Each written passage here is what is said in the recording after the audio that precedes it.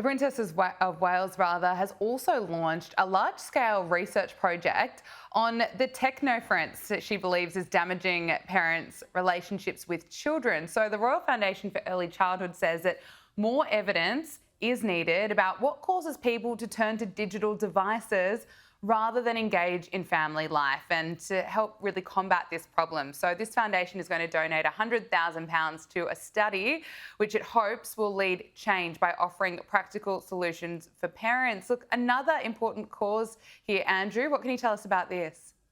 Well, it's the first thing we touch in the morning and the last thing we touch at night. It's not our loved ones, but these things, isn't it? Yeah. And that's the problem. People are addicted.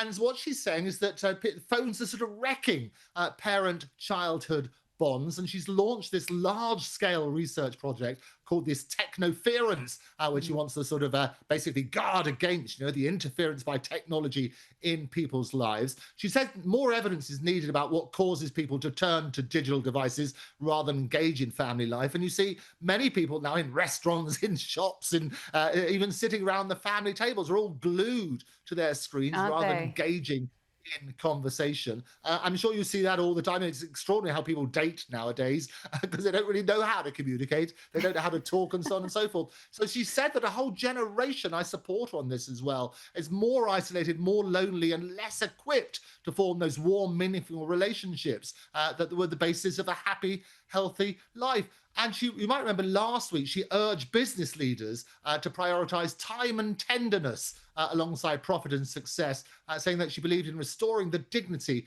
to the quiet, often invisible work of caring, of loving well.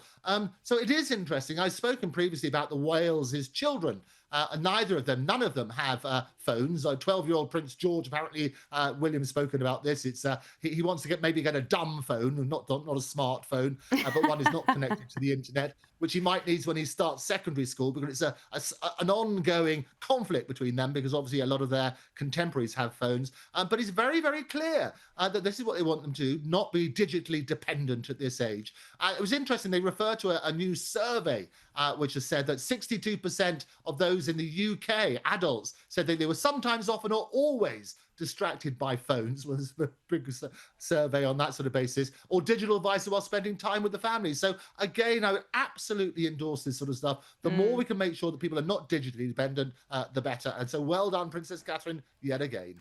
Let's turn to the fallout with Andrew, formerly known as Prince Andrew, and now a council in Northern Ireland has begun work to change the name of a street named after Andrew Mountbatten Windsor. So Prince Andrew Way is going to be renamed, but Andrew, the council warns it's not going to be straightforward. Well, Prince Andrew Way, no way, I can tell you what they want.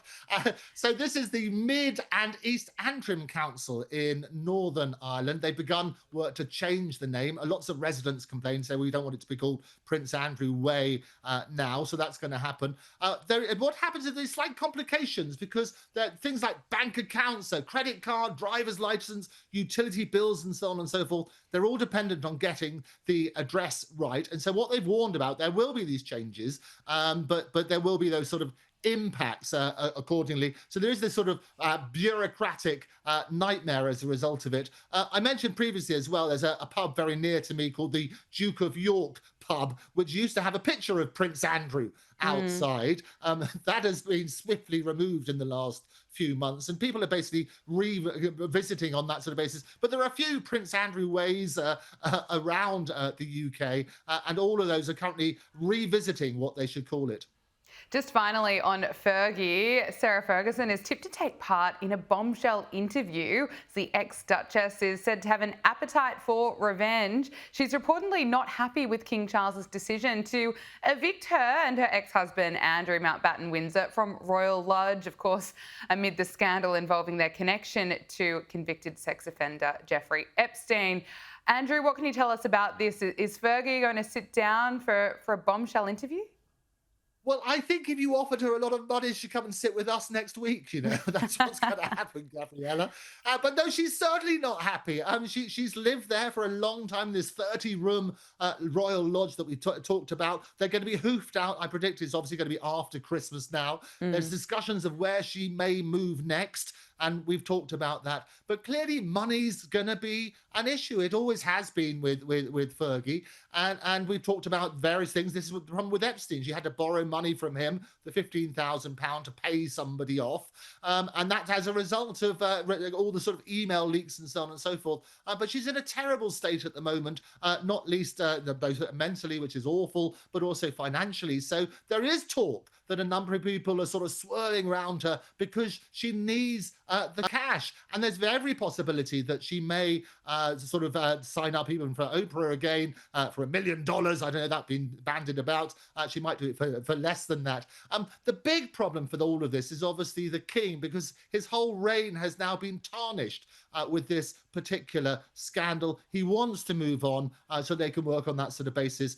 So we hope that there will be good news for him. And indeed, his brothers down visiting various places. His sister, Princess Anne, is waving the flag around the world. And William's doing lots of great things as well, together with Catherine. So that's what they want the focus to be, Yes. rather than the continued scandal with Prince, or the former Prince Andrew.